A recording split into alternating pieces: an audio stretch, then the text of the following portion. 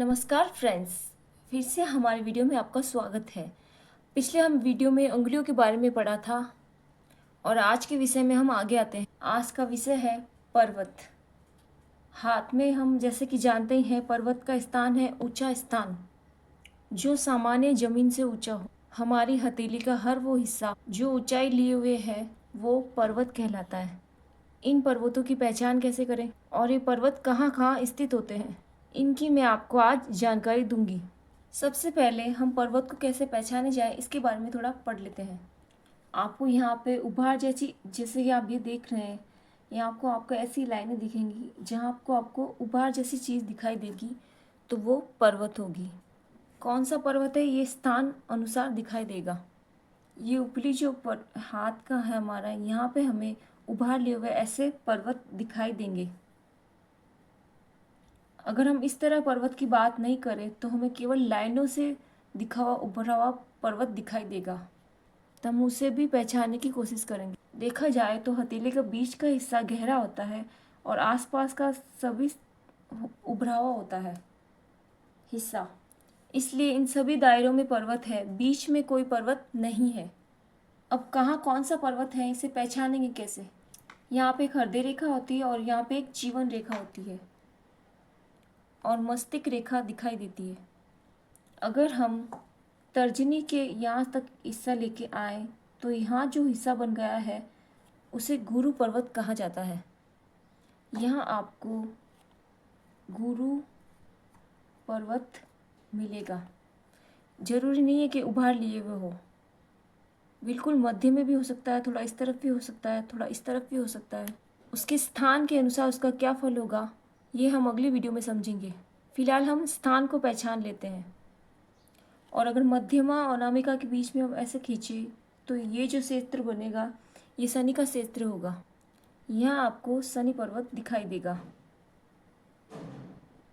तर्जनी और कनिष्ठा के बीच में लाइन लाए तो ये जो आपको क्षेत्र दिखाई दे रहा है ये सूर्य पर्वत कहलाएगा और ये जो क्षेत्र है ये बुध पर्वत कहलाएगा।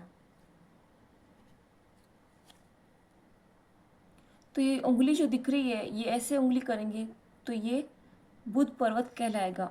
और ये सूर्य की उंगली है तो ये ऐसे करेंगे तो ये पर्वत है। ये वाली उंगली बुध पर्वत पर है, ये सूर्य, ये वाली शनि, ये वाली गुरु पर्वत पर। चार उंगलियां मुड़ने से अपने अपने पर्वतों को तरफ मुड़ जाएंगी। ये गुरु, शनि, सूर्य और बुध पर्वत है। अगर हम इस लाइन को इस तरह से कर ले तो ये जो क्षेत्र है ये मंगल का कहलाएगा। ये हमारे अंगूठे से जो जीवन रेखा के ऊपर का हिस्सा बचेगा उसे मंगल का पर्वत कहा जाता है। इसी तरह से हम बुध के नीचे लाइन खींच दे तो ये जो पर्वत है ये भी मंगल का पर्वत कहलाएगा।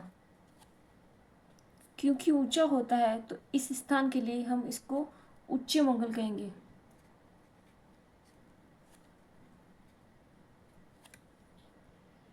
क्योंकि ये निम्न है तो निम्न मंगल कहलाएगा और ये उच्च मंगल कहलाएगा। जैसे हमने आप पिछली वीडियो में बताया था, ये गुरु की उंगली है, ये शनि की उंगली है, सूर्य की उंगली है और ये बुध की उंगली है। और इस पर्वत को हम कहते हैं, ये जो मूल पे जो पर्वत है इसको हम कहते हैं शुक्र पर्वत। जो ये पर्वत है ये शुक्र का प्रतिनिधित्व करता है। अगर हम यहाँ से लाइन खींचे पूरी मणिबंध रेखा तक ले जाएं, ये मणिबंध रेखा हमारी हथेली की यहाँ पे होती है, तो ये जो क्षेत्र है ये है चंद्रमा का क्षेत्र। ये है चंद्रमा का क्षेत्र। ये राहु का क्षेत्र है और जो ये जो क्षेत्र है इसको हम केतु का क्षेत्र कहते हैं। हम फिर से करते हैं, ये जो क्षेत्र है ये बृहस्पति का क्षेत्र है यानी गुरु। मध्यमा के जो नीचे है ये शनि का क्षेत्र, ये सूर्य का, ये बुध का क्षेत्र। बुध के जो नीचे क्षेत्र है वो आधा मंगल का और जो नीचे जो भाग है वो चंद्रमा का। आप जो महीन महीन हमारे हाथ में रेखा दिखाई देती है इसलिए आप उस क्षेत्र को देख पाएंगे जो आपका पर्वत ऊंचा हो। तो ये महीन रेखा है जो सामान्य आपको दिखाई नहीं देगी, ये आपको बहुत ध्यान से देखनी होगी। लेंस की सहायता से देखेंगे तब आपको पता चलेगा कि पर्वतों का क्षेत्र कहाँ है आपके हाथ में। ये जो लाइन लगाई ये मंगल का क्षेत्र है, और ये जो पूरा है ये शुक्र का क्षेत्र माना जाता है। इसे राहु का मैदान भी कहते हैं और मंगल का मैदान भी कहते हैं इस क्षेत्र को। इसे हम क्षेत्र कहते हैं क्योंकि यहाँ उभार नहीं है, यहाँ सिर्फ मैदान है। हथेली में गहरा स्थान है, इसलिए राहु या मंगल का स्थान कहा जाएगा। हालांकि ये पर्वत नहीं है, ये जो क्षेत्र है उसे केतु का क्षेत्र कहा जाता है। इसी तरह हमने 9 ग्रहों को अपने हाथ में देखा।